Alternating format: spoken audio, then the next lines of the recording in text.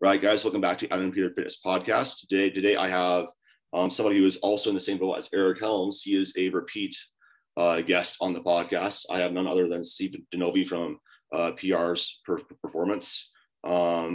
Steve coaches Sean Noriega, also a ton of other powerlifters who have to be at nationals, and has a lot of really good, great free information. He's also a co-host of Two White Lights, which is a fantastic powerlifting podcast. I find it very entertaining, and I am a frequent listener of it.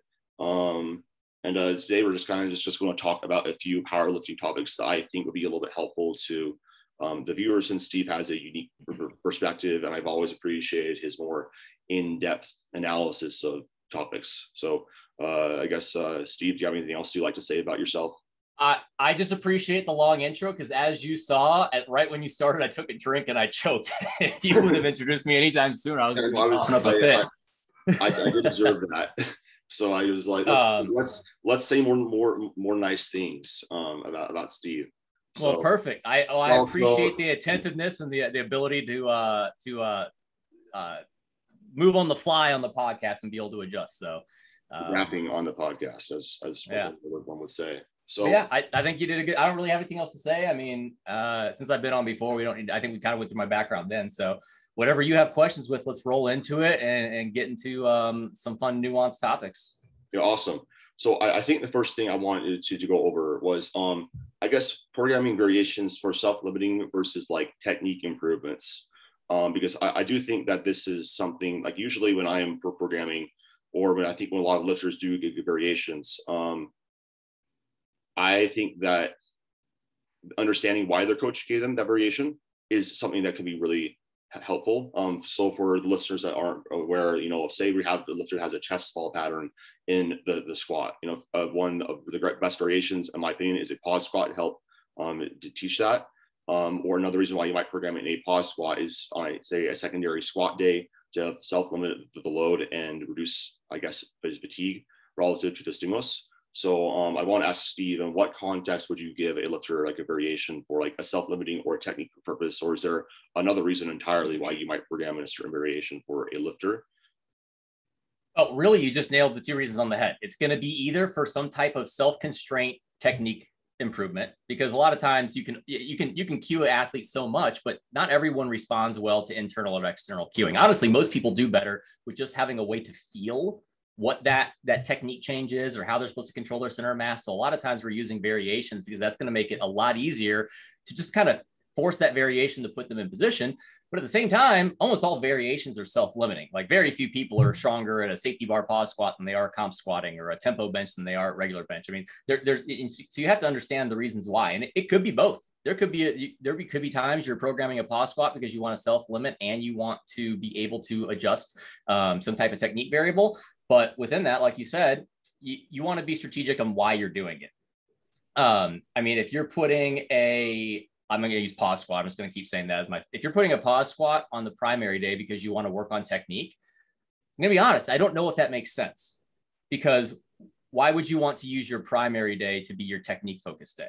That likely might be a better time to be able to put that on a secondary day or a tertiary day. But if you're wanting to not only work on technique, but also self-limit that primary day in some manner, that might be a really good option there. I'm not saying I would never, ever put a variation to help technique on a primary day. Maybe I'm doing that in the sense of, like, I feel like they need to work on something on heavier loads. But for the most part, if you're wanting to adjust technique, a lot of times that's going to be better suited on like a secondary or tertiary day. Where a primary day, I would say more often than not, I might actually, that's where I'm going to self-limit that, or a secondary day. I might self-limit a primary day because we're doing what we'll call like an off-season block. We just came off of a meet prep, and I do not want to induce as much stress, so we're going to do a little bit more volume. Or I might put it on a secondary day because I want to self-limit that day to make sure we can come back around to that primary day and be well rested as much as we need to and well recovered, but still be able to push kind of relative RPEs there. So I could probably go on for an hour on different variables that you can kind of play in there. But the biggest thing is just a coach understanding why they put that there, and having a reasoning behind it. Yeah, I think that if you go on to your YouTube channel, you look over your top 3 favorite variations, I think that that's a really good overview for a lot of people, essentially, like why you might program in a certain variation and why, something might be seen a little bit more often. Just going off of that, but you said about, maybe you might put on a pause squat on primary day and off season, we're trying to accumulate more volume. And my training approach, when I'm doing more of a volume block with like my coach Eric Bodwin, and I have found out I'm actually better at safety bar squat than I am at comp squat. I'm weird. And we in volume just you and Garrett, you're kind of built like Garrett Fear, so I can see that a little bit. Like you and Garrett Fear, the two safety bar world record holders. Then yes, he can probably squat like 800 pounds on that thing, but we'll put safety bar squat on my secondary day because I can push it pretty hard, and then we'll also do like a pause squat on like my primary day just because it helps me. Like this squat is just super fatiguing for me. It also just helps manage that fatigue and let me push other accessories a lot more. So I guess just going off of that, what are the variations that you find yourself programming most frequently for lifters on the squat, bench, press, and deadlift? Squat, pause squats and SSB and high bar. I mean, I'm not getting too crazy here. I'm not, it's pretty simple, but I'm programming pause squats because for a couple of reasons outside of the self-limiting, I'm going to ignore the self-limiting aspect because every variation barring a special flower and SSB more than your comp squat is usually going to be self-limiting. Pause squats, I think, do a really good job of helping someone manage their center of mass, as well as it helps them to control their descent. A lot of people who maybe dive bomb their squat, a pause squat's going to help to kind of keep that accountable because it's not very fun to have to decelerate super fast if you're just dive bombing into a pause squat. But you're not going to tempo it likely, which that's where I like tempo squats, but not as much because the descent speed is so much different than your comp squat that I think the specificity has too much of a range where when people come back to comp squatting, they have to kind of like relearn how to comp squat, where I feel like the actual descent speed most people use on a pause squat is very transferable immediately over to their regular comp squat, and they can switch back and forth, no problem. SSB, because there might not be a better movement that helps to constrain technique correctly. Like you can put pretty much, I mean, when I used to personal train, I rarely ever had people barbell squat. I just have them safety bar squat for general population because of the way it kind of helps to manage the rib cage position, which then leaks into the pelvic position and managing your center of mass, since it kind of counterbalances and it has a little bit of that weight distribution forward. It helps you to counterbalance back. So most people you can put under a safety bar and they're going to squat like beautifully. It'll really help them to kind of manage all of like the technique things you want to do, as well as the fact that in some manner it can kind of challenge certain things differently. It challenges like upper back strength a little bit more. It also, if someone has some type of, I'll call it like a shift or some type of issue dealing with pelvic orientation that is causing some type of pain, where maybe they're distributing load unevenly due to like a shift, or they're anteriorly rotated and it's causing some type of hip flexor pain. And I want to be clear, I'm not saying that anterior rotation or hip shift causes pain. I'm saying the instance that it can get them under an SSB, and you'll likely see them have no shift and they'll manage their pelvic orientation and they won't have any pain. So a lot of people can just handle more volume by doing safety bar. And kind of the same thing goes for high bar. High bar is pretty darn close to a low bar squat. People try and make them seem too different, but they're really not. They're the same thing. It's like 2 inches difference in bar placement. And I don't know if all women would say 2 inches don't matter, but 2 inches isn't that much of a difference. So it's just a slight change in knee flexion to hip angle. So I really like high bar squat because it takes away the aspect of shoulder mobility, because that's really what complicates the low bar squat, is someone's shoulder mobility and or just their general size. If you got a big dude who's 275 pounds, it's going to challenge their shoulder mobility, not because they lack shoulder mobility, just because they're so freaking thick that they got to reach so far back that it's just tough. So a high bar squat just makes a squat simpler. And both of those, safety bar and high bar, are great if you got someone who's overthinking and you want them to be a little bit more mindless and not have to overcue them, because it just simplifies the movement. For bench press, I really like tempo bench for unlike squat, where I think it really doesn't transfer as well because the descent speed is so different. I think a lot of people benefit from tempo benching, especially with, I think both of how we coach bench is more, I'll call it the USAPL style, if that helps people understand, is more of a softer touch, higher, like not everyone's gonna have a high arch, but promoting a higher arch, higher rib cage, leg drive position versus more of the sink, heels up, and less kind of leg drive, constant leg drive position. Tempo really helps with that control and helps to self-organize someone to kind of manage what the center of mass is in the bench press, because center of mass in the bench press is a little bit different because it changes throughout the movement based on the shoulder and elbow position. So I really like tempo bench for that reason. I think it really helps to self-organize technique. And honestly, for most people in that 1 to 3 rep range, their strength isn't that different once they get used to it. Most people would be surprised that they probably could tempo bench pretty darn close to what they could actually competition bench in that 1 to 3 rep range. It's more once you get like 4+, which I don't program tempo bench as much, especially like 5+, because then it becomes almost too self-limiting because you're just so much time under tension. It just becomes infinitely harder. I really like Larson just for the reason, honestly, it's probably more self-limiting, but probably the reason technically is sometimes people almost over rely on leg drive. They think leg drive will take care of every aspect of their positioning, which isn't terribly incorrect, but they forget that their upper back extensors do play a role in kind of maintaining that back and shoulder position. So Larson is, since you don't have leg drive to be able to basically keep accountable position and that rib cage orientation, you've got to rely a little bit more on those thoracic and low back extensors to kind of hold that position. And so that kind of helps to teach people to kind of make sure they use their legs and their upper body. So, and then deadlift,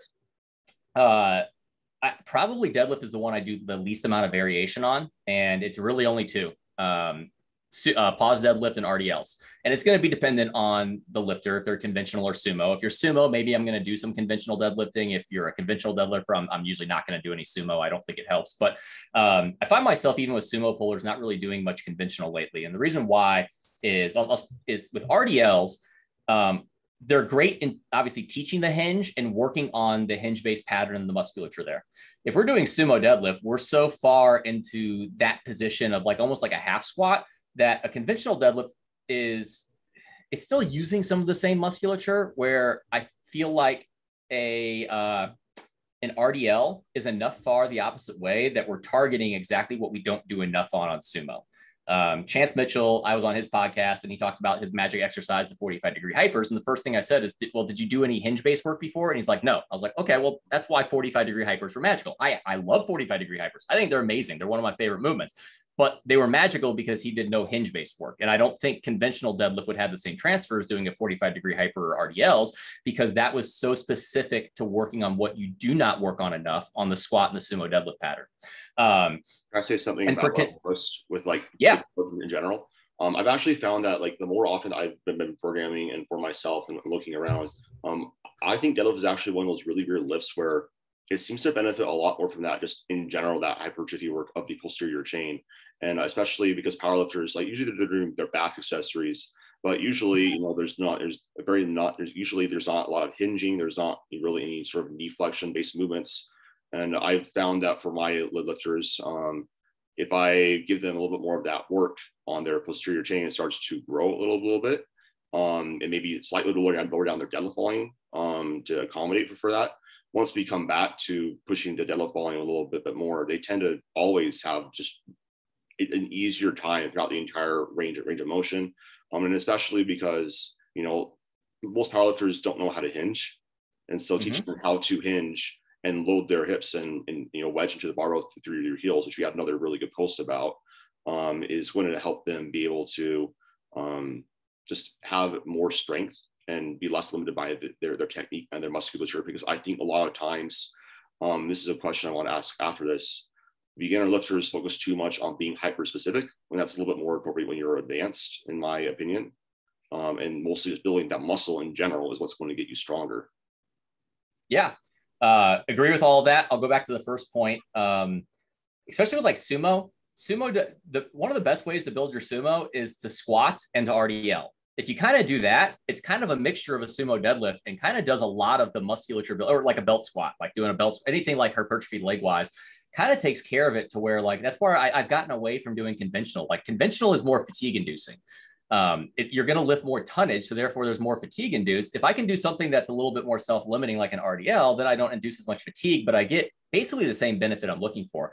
And then going to the conventional deadlift, I think it gets benefit from doing RDLs for the reason, again, it's the self-limiting aspect is like, maybe you can only conventional deadlift so much before kind of this tipping point of recovery, where maybe we can get more RDL work and then we can get more squat work, and it builds a lot of the same musculature of what's going on in the conventional deadlift. So, and then going to pause deadlift, basically the reasoning there is I think that's just the best way to help people, constrain people to being more patient with positioning and whatnot.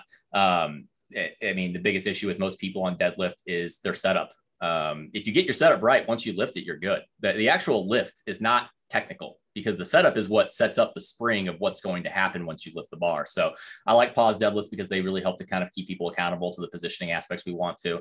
The only thing you got to watch out for, some people get over scoopy when they pause because they almost get to the point where they just start getting impatient with it and they start just trying to kind of pop it off the floor. And then that starts creating the negative aspect of what you want, is they kind of start trying to scoop it up into a pause versus like in sense of slack, pull, wedge, create tension, then lift, pause, and then continue to lift. So there's one thing you talk. Oh, if anyone's listening and they are not 100% sure they know how to hinge, like definitively, you can say, I know how to hinge. You probably don't, because yes, what you said, Adam, is correct. So many powerlifters do not know how to hinge. And I find that almost to be even worse with sumo deadlifters, because since they sumo, there's not as much of a hinge aspect. And so they kind of ignore that. Where conventional, it's pretty hard to get away with not knowing how to hinge. Like it's going to be pretty darn obvious that your deadlift just doesn't look as good. I find a lot of sumo deadlifters do not know how to hinge. So therefore an RDL, I can, instead of teaching them how to hinge, like in the sense of like within the sumo, I just have them RDL. And then all of a sudden I see their sumo being more hingy in a good way. So, but yeah, I think that answers the questions of squat, bench, deadlift, my favorite variations, and kind of why. Yeah, I think that's all really good, because essentially there's usually there's not just one reason for why you might have a variation. There's lots of different contexts to the individual lifters and their own unique goals and what they respond best to. I guess I want to ask you, do you find that there are some variations for some lifters that just tend to, like, if you do, like, say, in the typical combination, like a sumo deadlifter is like pause, dead sumo deadlift, and then sumo deadlift. Like, do you find that, like, there's, like, for some lifters, like that magic combination of variation with the competition specificity? Or do you find that it's more so just a dosage of like stress and managing the stress, or is it more so like a combination of, oh, I have technique reinforced on one day, and then, I have better technique on my primary day, and then I'm stronger there? I think there's definitely for some lifters like a magical setup with variations. And that could be an aspect of maintaining technique, or that could be an aspect of self-limiting. There are lifters that I will run a variation all the way into the meet. Maybe it's safety bar because on their secondary day, because we have to self-limit their secondary day on squats. Maybe it's like you brought up Sean Noriega for, I don't know how long, way before I even ever coached him. Always one of his days is pause deadlifts, because if he doesn't do pause deadlifts, he starts to have technique regression. And one thing I think people don't know as well, he actually has a third deadlift day kind of in sense. On his third deadlift day, he does 1 to 2 sets of RDLs, and they're not hard. They're like 4 to 5 RPE. Like I actually programmed them 4 to 5 RPE. They have no purpose in the sense of like trying to build anything. Like we do other things for that. Like we do hyper extensions if we actually want more musculature building. It's simply because if he doesn't do that, he starts to regress on his hinging. I have Demetria Thayton, who just got second at nationals. Here's another way, another way that you can be able to do variations. On her primary day, her top set is always a comp squat. All of her back off work is pause squats. If I do not have her do pause squats on her primary day, we immediately will see technique regression in her managing her center mass. She'll start to really kind of shift forward and get hip shooty out of the hole. And so I put pause squats as her back off work on her primary day one in sense that kind of self limits, but the fact is her pause squats almost as strong as her comp squat. So it's not really the reason. It's simply because something about that, we took it out one time, and within a block, her technique just completely went to crap. It was all over the place. My question with that is she well leveraged for squat, or is she not well leveraged for squat? I would say in between. She's not like born to squat, but she's definitely not disadvantage to it. So okay, so where I was going with that is like, because like I've seen usually more variation tends to do better for people that aren't as well built for a lift, just because they have to think about more things while they're doing the lift. Like for example, like with my squat, I'm not well leveraged for it. My femurs are like ostrich legs. It's like a tempo squat, like no matter what. And if I'm not doing pause squats, I actually I see like a technique regression. Whereas on deadlift, I just deadlift. That's what I'm built well for. I don't really need to think about. I don't really need variations. It just comes naturally to me. So is that something that you've seen with lifters, or is that kind of unique to me, to myself? I think that's very true. But again, like I said, I just gave two examples of people who are decent. Like Sean's definitely decently leveraged for deadlift, but there's just something about some type of variations that kind of help to keep a technique accountable and constrained. So yeah, I think it can go so many ways. That's why this conversation could be never ending, because there's so many, like every lifter, there could be a reason why that's different from the next person, which is different from the next person. But I do agree that like people who are not well leveraged for squat for multiple reasons, either one for the technique accountability, or two for the self-limiting aspect, because they can just only handle so much squatting. Variations can be great. But at the same time, there's some, I have one lady who is not very proportioned well for squat. She's not bad, but not proportioned well. I only have her competition squat ever. No variations. Maybe pause squats occasionally. No high bar, no safety bar, because if I do have her do anything other than the comp squat, it leaks too much into the comp squat. She starts changing her comp squat technique. And that's why, like I said, I could go through all 35 of my athletes and probably have differing examples of why I do things. And it just depends on the person. For everyone that like you say, oh, I could probably apply this to everyone, you realize, no, I've actually got someone who goes against the grain on this. So that's where you just got to be very mindful of just following what you see. Like if you love it, don't get too attached to anything, but also know why each thing is a tool that you can use. I just think this is a really, like I said, it's kind of a rabbit hole discussion that you could get like a really cool, like, podcast, idea of basically be getting like, say like the top powerlifting coaches on one podcast, like discussing like variations, like why they would use them. Because I do think that, there's so many different reasons. There's so many different like applications of this. But ultimately, I think it comes down to, and Mike just here talks about this, like paying attention to your own individual response, what seems to work well for you from a daily setup.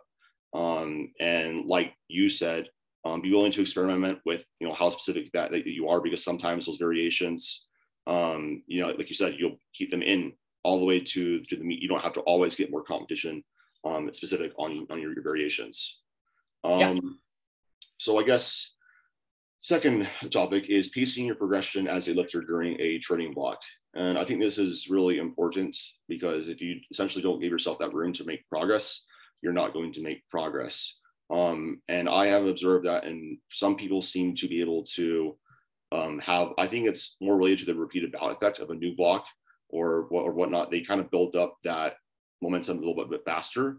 Whereas some lifters, they just don't. They need to have like more of the half RPE increase for a couple of weeks, and then they have a certain bout of progress. So I guess, how do you recommend that your athletes do pace progression, or in general, and like also like peak intensities like that you program for athletes? So you nail it on the head with how I theorize it. Is people have differing rates of the repeated bout effect, and people also will be differing based off of individual systems. I could coach one person and they go to someone else, and the block length is going to be completely different. Not completely, but maybe it's like a week or so different because of styles of coaches. But I definitely believe, like almost all my athletes, I find eventually a certain progression rate and block length that works best for them. And one, it goes like, how quickly can they adapt to the new stimulus? And some people take a little bit longer. And like, if you try and put intensity in there too soon, they get really, really bogged down. They kind of need 2 fairly easy weeks before then kind of doing a larger ramp up, where then you have the opposite. Some people do really good with just kind of going heavy from the get-go, and they're going to do shorter block lengths. And I think how I probably describe, if I was going to try and stereotype the lifter, if someone tends to be more of a volume sponge, they tend to need more time to kind of adapt to intensities. And most of my volume sponge lifters need longer drawn out blocks. My lifters who don't do as well with volume and do better with intensity based stuff, whether it's lower reps and or like higher RPEs on average, they tend to do better with shorter block lengths because they're going to get detrained too fast from low RPE work, but they also aren't going to be able to sustain 7 to 8 to 9 RPE work for 5 weeks on end usually. So if I had to pigeonhole it, I would say that's kind of what I've seen is more of my volume sponges tend to respond better to prolonged block lengths versus the opposite. I mean, there's also things that you might play into with people who are injury prone, and maybe you're going to be a little bit more proactive with deloading just to kind of be on the safe side. But I would say for the most part, you're looking at kind of seeing like, what is that initial period that they need for that repeated bout effect adaptation before you can start ramping up. And I think everyone I coach is somewhere between 3 to 5 weeks in block length, and then maybe a deload after. And then it just kind of depends within that. I typically find, me personally, if someone can go more than 5 weeks on a training block, I probably am not putting enough stress within those 5 weeks. That's my personal opinion. Because at that point, like if they can continue to go, like how much longer are they actually getting much from the stimulus versus they can just go because there's not actually enough stress to create adaptations or fatigue. And so that's my point. That like, I don't think most people need longer than 3 to 5 weeks of a certain stimulus to get the adaptation. It's if it's within that, if they can keep going, it's more of like, I wasn't producing enough stress within those 3 to 5 weeks to actually warrant that there was an adaptation to begin with. So I guess when you were, if that was the case with one of your lifters, how much would you increase volume, or would you more so leverage intensity with the stress? A little bit of both. It depends on the person. I would say on average, I don't adjust volume much. Like if they're doing a certain amount of sets and reps, that's going to be static week to week. I more like to adjust intensity, but I definitely have people that I might do a little less volume on week 1 and even week 2 because they just do better with that. That I find that a little bit harder to pigeonhole and kind of stereotype. That's just kind of independent on the person. Because I have some people that I definitely would not have thought that we need to do that, but they just seem to do well with kind of lower volume. And then once we ramp up intensity and or volume, they seem to get beat up either way. So we just need to kind of have low occurrences of that total in the block. And so I guess going back to my better asking the pacing, the progression, I guess this is more of a question of static RPE, such as, top set at 8, top set at 8, top set at 8. And then you add a weight, or do you prefer doing more of the, say start like RPE 5 to 6, then go to like, a top set of 9 or peak intensity 9. Which way do you prefer to program? Because I know that, go ahead. I heavily prefer the progressive RPE because I don't think anyone who gets 8 RPE every single week actually does 8 RPE every single week. And I've talked to multiple coaches who maybe used to do that, and they've all changed because they realized none of their athletes were actually doing 8 RPE week 1, 8 RPE week 2. They were all sandbagging a little bit on week 1 and then jumping a little bit week 2. Actually, what you find is that athletes will start tailoring the progression rate when you do that. They'll kind of figure out, they'll know that they can't go 8 RPE week 1, and you'll see that some athletes will go maybe 7 RPE and they'll go 7.5 and then 8 and then 8.5 on week 4, 4-week block. And then that's the athlete that kind of like self-organizes their training into knowing you do half RPE jumps, even though you put 8 RPE every single day. You'll have other athletes who really sandbag, who go like 5 or 6 week 1, 6 or 7 week 2, 7 or 8 week 3, 8 or 9 week 4, and they just self-organize knowing that they need bigger jumps. And so that's why I actually think that system can work, but it's only working because the athlete ends up self-organizing it, not because they should do 8 RPE every single week. And so I don't do that because I'm just gonna find out what their actual rate at progression is. But I've talked to a lot of coaches who used to do that, and then what they just find is this athlete self-organizing in the first place. I think you see that with a lot of, even going on Instagram. I'm not going to name coaches, but I think we can think of coaches that do something like that, and we know for a fact their athletes do not go crazy week 1. They're all YOLOing week 4, and they kind of sandbag week 1 and build up. Yeah. I also, Mike Israel has talked about this topic. He also said it kind of just organizes into actually having overload, because say somebody does, it's kind of hard to know, was this actually RPE 8 from week 1, like what you said. And then, trying to, be like, oh, I added 5 pounds. And then, maybe you just psychologically thought that was harder because, you added 5 pounds. Having that progression there probably also allows for, like, my argument is that if you start at a lower RPE, especially because of some of the research, like the data strength guys to talk about this, like the fatigue relative to the stimulus tends to be a little bit better. And then as that fatigue rises, the threshold for stimulus probably does rise as well. And so increasing like the RPE probably really makes sense. So then you are still having that fitness outpace that fatigue, or, having that overload threshold always be met to somewhat of a maximum adaptive extent. So how often do you program in like at 9s, or do you ever program in at 10 RPEs? So one thing I'll say of what you said there, I don't know who coined it. Adaptation precedes overload. And that's basically what you're saying. is like, you have to adapt to the stimulus before you overload it, which is why I just don't think, even if you do 8 RPE, it's not a good 8 RPE on week 1. Like, you're not allowing those adaptations yet to take place to actually then overload. I never program a 10, really. I don't think I ever program a 10, because honestly, the reason why I'm not going to program a 10 is if you program an RPE 9 for most lifters, that means a 10. That probably means a 10. If you program if you program a 10, I just think there's probably a high risk of the athlete missing. Like, they're gonna, I don't know. I just don't program a 10, because I know a 9 means they're probably gonna push it. Like, RPE 9 rarely ever means for most people that they're actually gonna leave 1 rep left in the tank. It usually means more a 9.5 RPE, or they're gonna do an all-out grinder. So I'll do 9 RPE stuff. I usually actually don't program at 9. I'll program at 8 to 9, because that helps to kind of stray them away to thinking 10 is actually a possibility. I give them a range with an 8 to 9 RPE, because it's an 8 and it's better than I thought it would move, and I thought it was gonna be a 9, awesome. But yeah, I'll do that depending on the lifter, because some lifters tend to, how I put it, some lifters, if you give them an 8 RPE on week 4, they're going to go 9 anyways.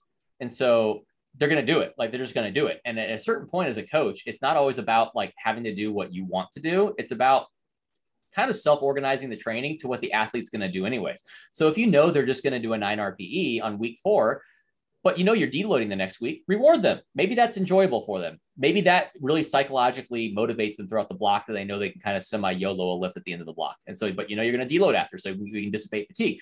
But if they're going to do that, well, now I'm going to organize the training from weeks 1 to 3 to plan for that. Like, I'm not going to give them 8 RPE on week 2 when I know that that's already going to be hard, and they're not going to have much room to push to a 9 by week 4. That type of athlete, maybe I'm going to do bigger jump RPEs where it might be 6, 7, 8, 9, versus an athlete I know who is a bit more accountable to RPE.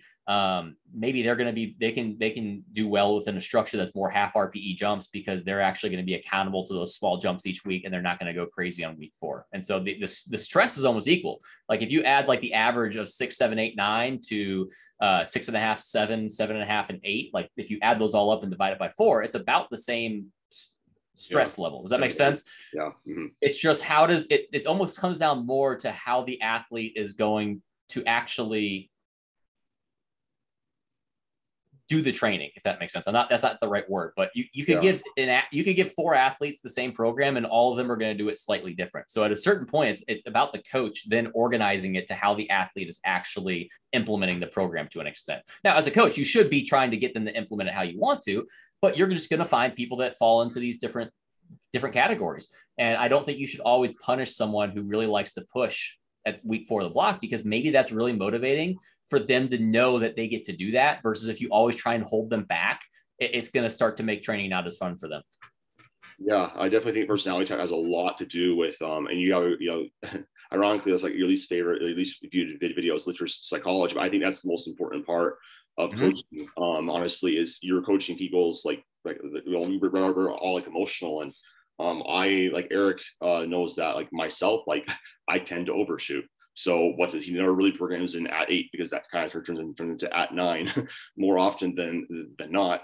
And then some of my athletes, it's like I'm just trying to get them to like actually load the bar, because, you know, for powerlifting, like you do need to go heavy. You do need to practice that skill, and you do need to be good at going, you know, at lifting heavy weights. And, you know, somebody's having a harder time with that, I'm probably going to program more towards that at 9 at the block. And I thought what you said too about just saying like, look, like we're mostly around that 7 to 8 average intensity throughout the block. Just how do we self-organize that based off of, you know, what allows the lifter to make the best progress, and also just makes them more excited to train, because that's really important. Something that I've kind of been thinking a lot more is I think optimal training in most cases, like it has to be enjoyable for the lifters, and they're actually going to be more body, and they're going to be trying really hard. You know, they're going to be like, okay, I have to hit like my macros and my sleep, because I'm excited to hit my session tomorrow. I have a big session next week's. That tends to be something that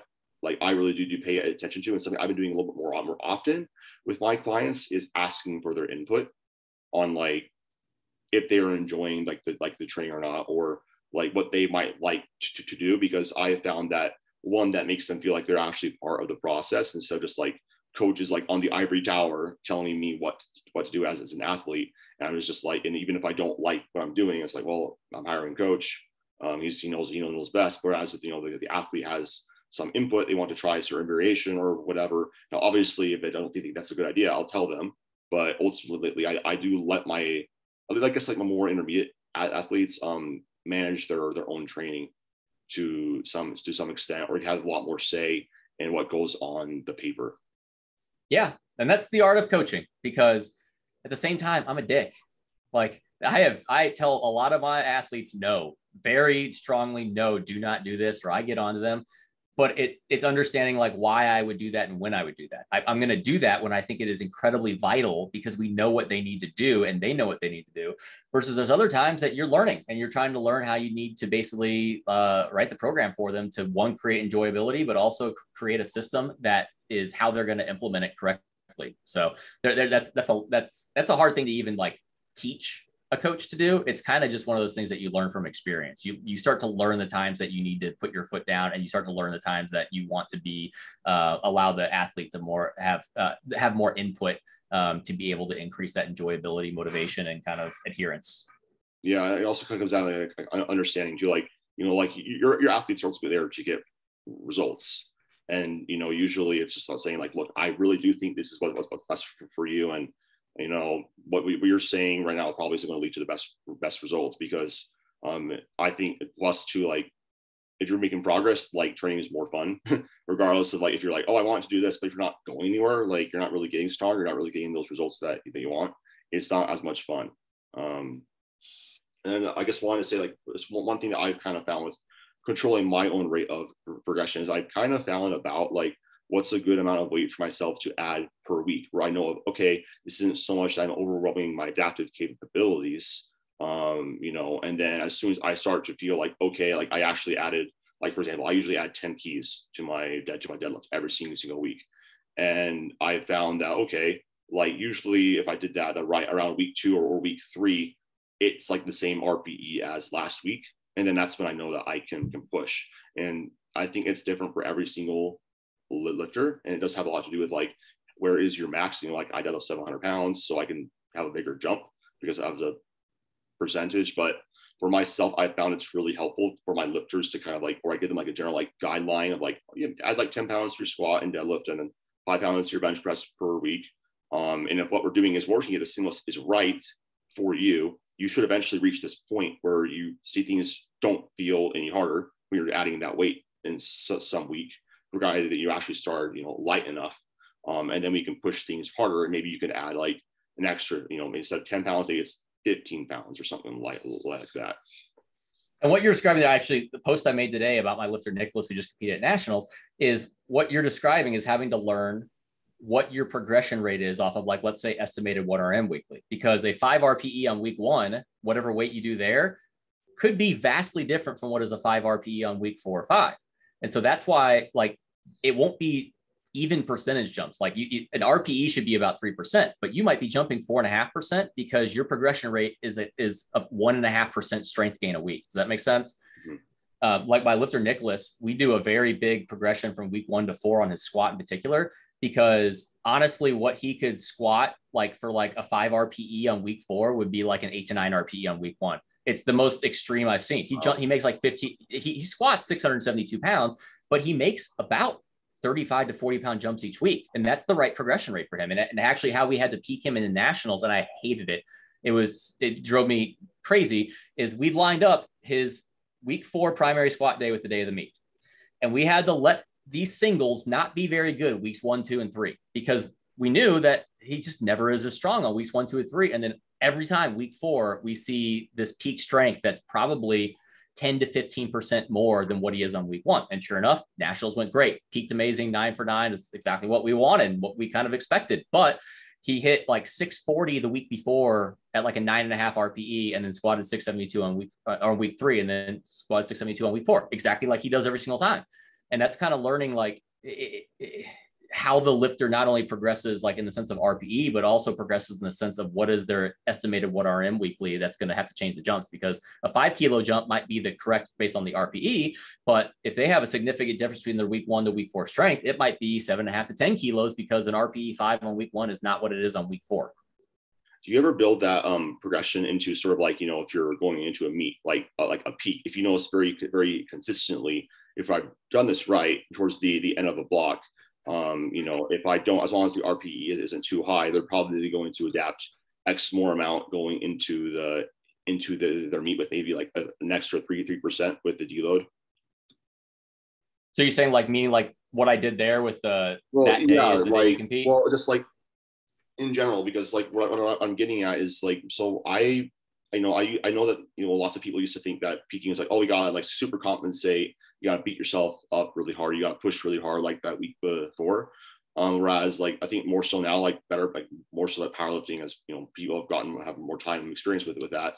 It's more so about building the adaptation into the meets instead of just testing things before the meet and then hoping that you have a little bit more. Yeah. So I would say the average way I peak most people is, let's say, again, 5-week block. They have their normal 4 weeks. That probably doesn't look any different, other than the fact that maybe week 4, I'm going to taper off some accessory work. And then I do a really fast pullback week 5. That's usually what I do for most people. That's generic though. I would say though, it's very frequent bench that the meet day is lined up with their heaviest day of the block. Especially with my higher frequency benchers. Because if it's really hard to be able to taper and peak a high frequency bench because they rely on those adaptations of benching 4, 5, 6 days a week.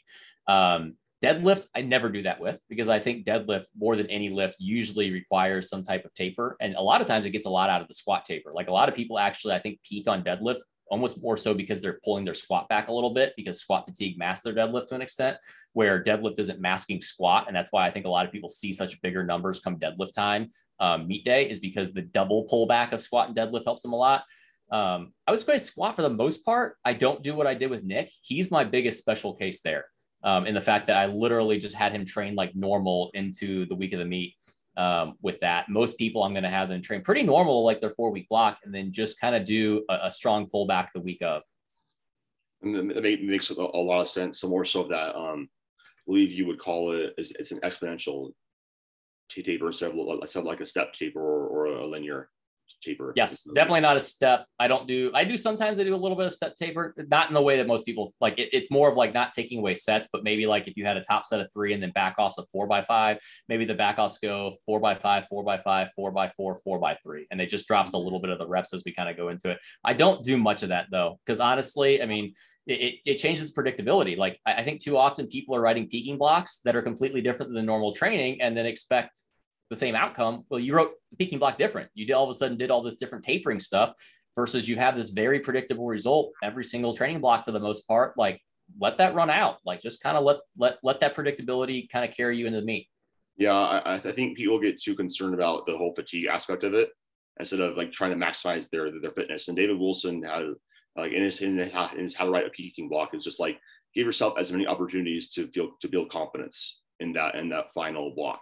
Do like the things that work, things that work well, and don't change too much from normal training, because ideally you should have enough time before you do go into a meet where this produces an adaptation and then a result, and then meet day is just about okay, your lower fatigue, okay, we think this might be there, but obviously taking what's there on the day like you would in training anyways, which is one of the biggest reasons why I think that like powerlifting training, like I think you kind of just need to learn how to train with RPE, because that's what meet day is. It's Russian roulette with what you have on that day. And you need to be really good at being honest, like about, gauging your RPEs. You're not getting extra points. You're not getting any stronger if you're saying your RPE, 10 single was an 8. Yeah. And I think RPE is easier than percentages once people it's on the coach on knowing how to coach it, because I'll go back 5 years ago. I didn't know how to coach RPE. Now I find it so much easier to give people RPE than I do percentages. I still do percentages, but usually I don't do it for the reason that I don't think the lifter can gauge RPE. I do it just to kind of like create some kind of consistent variable. Like maybe back off work is percentage based, or maybe a secondary or tertiary day is percentage based. Cause I just want to keep that the same. I don't want the fluctuation and auto regulate. It just depends on the person. But yeah, I think RPE is easier for most people once they kind of learn how to do it. I think most people, what I do is simple. I think most people do it nowadays anyways, is just give a range of what you think they should be within like that. And then the range isn't, I used to do more of the range based off of like a training max. I rarely ever do that now. I'm just looking back at the last time they did a set of 3. I'm seeing the progression they did, and I'm just basing off of that. Or I'm basing off the last block. Maybe they did 5s and now we're doing 4s. Well, if they hit 100 kilos, I'm going to guess that they can do 102 to 105 kilos if we're doing 4s now. And I'm just going to base the ranges off of that. It's a very simple thing to do, but it kind of takes away all the guesswork to where the athlete is kind of doing percentages, yet at the same time has the autonomy to be able to auto-regulate according to how they feel. Yeah, because like something I always tell my lifters when they're having a hard time buying into it is like your 1 rep max isn't the same every single day. Even if we were using a training max, like it still isn't like as accurate as it could be. And like, you know, basically saying like, look, like this is probably like around like where I think that you can hit, but be prepared to adjust upwards or downwards. Like I honestly say like within like 5% even. It just depends upon like circumstances going into that training. So I guess the last topic I wanted to go over was how would you this is sort of somewhat of a selfish question because I have been struggling with this for a long time, but I know lots of lifters, this is the lift that is stubborn. How do you navigate stubborn bench presses? So this can be multiple things. I think probably the number one thing is someone just needs to get more jacked. Bench press is the most muscle reliant. And so I think a lot of people likely just need to build more muscle when it comes to bench press. If they hit a plateau, there could be numerous things. It could be technical, it could be programming, but more often than not, at least in my case, it's probably because they just need to build more muscle. Number 2, it could be technique based, but let's just assume technique is good. Programming wise, what I'm usually going to do is I'm going to mess around with average intensity and peak intensity. Bench, unlike squat and deadlift, is pretty safe to kind of, I'll call it, I don't want to say I'm trying to overreach, but kind of push pretty hard. Like people can bench under pretty high fatigue and still maintain a decent level of performance. And so a lot of times when I have someone who's struggling with bench and let's say technique's fine, they've got a lot of muscle, they likely need just some higher stress blocks to create adaptations. And in those blocks, they're likely not going to see great peak output. Like we're not going to see that they're getting stronger. What we're going to see is that if they can maintain a base level of strength, yet basically maintain a higher average intensity, like their back offs are a higher percentage, they're doing more straight set work, they're doing higher RPE stuff, and they can still maintain the same strength, that likely means when I then pull back and do more of a top set back off approach and lower average intensity and care more about that peak intensity, we're going to see strength all of a sudden shine through. Does that make sense? Like, let's say someone can bench 200 kilos. If I can continue to have them bench 200 kilos while increasing stress, once I pull back on that stress, they're probably going to bench more than 200 kilos. And squat and deadlift, especially deadlift, I would never do that on because you're just going to be the tipping point on deadlift is way too easy to all of a sudden. Now they just all of a sudden deadlift 20 kilos less because of fatigue. Squat, some people can kind of do that, but I usually don't. It's mainly bench because I think a lot of people don't realize how much stress they can induce on bench and likely still maintain a general level of strength. And then once they pull off of that, though, then all of a sudden, boom, you get 2 blocks where bench looks amazing. And you say, oh, what we're doing now works. Well, no, what you did before worked. What you did before is what created the adaptations. And now we're just highlighting those adaptations. So I really like that. So essentially, if you were to structure that, would you maybe have like 1 block be like that, like intentionally, and then you're gonna, and then you can kind of carry them through for like the next like block or something like I'll that? usually at least do 2 or 3 blocks. 1 block usually isn't enough. I'm gonna usually do. In my case, I've been doing a lot of volume, like where I'm just really sore and whatnot, and we've been doing that for a while. And like my limiting factor of bench press has always kind of been like, can I handle the volume and like not get like a pectoral tendon issue, or it was like right here I've had historical issues with it. And I've been kind of stubborn with that, but Eric and I have been progressively like increasing my volume, and my strength really hasn't gone down. And that's actually what we're doing right now is we're pulling back because this last whole entire block was basically to destroy my upper body. And it's gotten bigger too. And that has certainly helped. When you're using like a more of a, like when you're trying to get them bigger, like for the upper body, do you use the comp bench more so as a tool with that, or would you pull back to more accessory bodybuilding bro work? Depends on the lifter.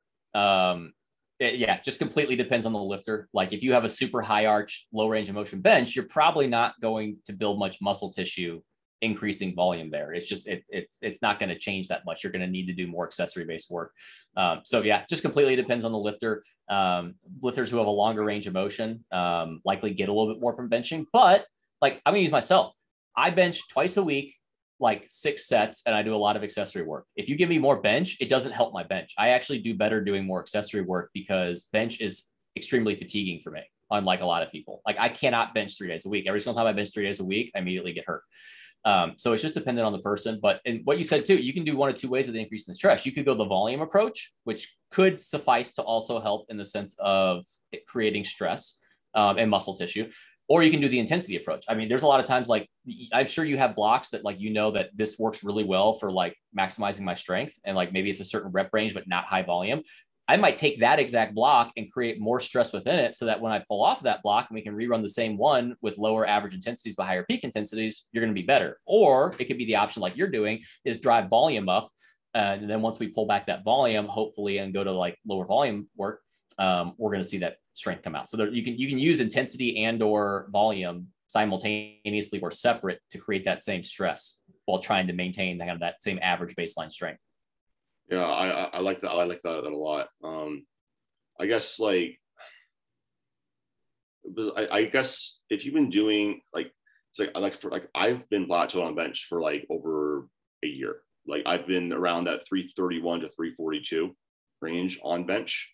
And I have done like 3 times a week, and kind of like you, like Eric and I found like a consistent trend that if I do more than 2 times a week of like bench pressing, because I'm like you too, like I just get more fatigued from like a connective tissue standpoint. Like I could do like more musculature work, but I just can't tolerate it.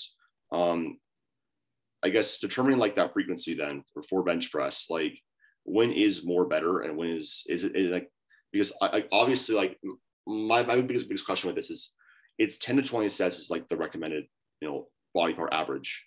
If we're talking about like bench press and like filling up that spot, do you find that like that doesn't apply to bench press? It might need like more upwards of like 30 sets to like get stronger? That's completely dependent on the person and likely correlates with distance traveled. I've got some people who do 30 plus sets a week. Now, here's where I have a general framework of increasing frequency.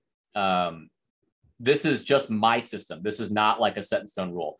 I typically don't like to do more than 5 or 6 sets of bench press in a singular day. I just generally think, at least in my system, if I do much more than that, there's just too much diminishing returns. So if I get to the point where like I have days where like I don't have any more sets I can add, like this is getting like I can only stress this day so much. That's where I'm going to look to start distributing those sets out over more days, if that makes sense. Mm-hmm. And that's where I think about increasing frequency is like, if I can only pack so much into a certain day before I'm going to have to distribute it to other days to actually have better returns versus diminishing returns. That also goes in line with the research on like session volume and like what's actually like adaptive and what's probably just more damaging. And you're just spending a little bit more time just recovering versus adapting. So that makes a lot of sense to me. All right, Steve. Well, I think that's really everything I had for you. I want to thank you a lot for coming on and just kind of just talking about some, you know, general topics I think a lot of people have questions about. I certainly learned a lot. I guess, you know, people can, you know, want to find you, learn more about you. I know that you are you're not accepting clients because you are always booked. But where can people find you? So PRs_performance on Instagram, PRs performance on YouTube. I haven't been very good about putting out YouTube lately just because of being busy, but pretty much everything I want out there is out there. I put it all out there for free because I can only coach so many people. So, but yeah, I appreciate you having me on. I really like it doing these because obviously if people listen to Two White Lights, we just talk about like the sports aspect of powerlifting and mainly drama and try and stir up beef because that's what people that like want to listen to half the time. But I like talking about this kind of stuff even more because this is the stuff I nerd out on. So I appreciate you having me on and let me do that. Like my friend Brendan and I, like we literally have calls. We just talk to each other about just powerlifting, and it's a lot of fun. And I think that this is really the most important thing for most. I think for really just pushing the sport forward with better outcomes is having more podcasts with coaches who are actually in the trenches, like having that practical, you know, actually practicing things and putting out information about like what they've observed worked for people or just for general frameworks that they use. Because unfortunately, people want to cure cancer more than they want to see the bench presses go up when it comes to research, which is understandable. So, yeah. right, Steve. Well, thank you so much. I'll put all of your information in the show notes, and I want to thank everybody for watching. I'll talk to you guys on the next episode.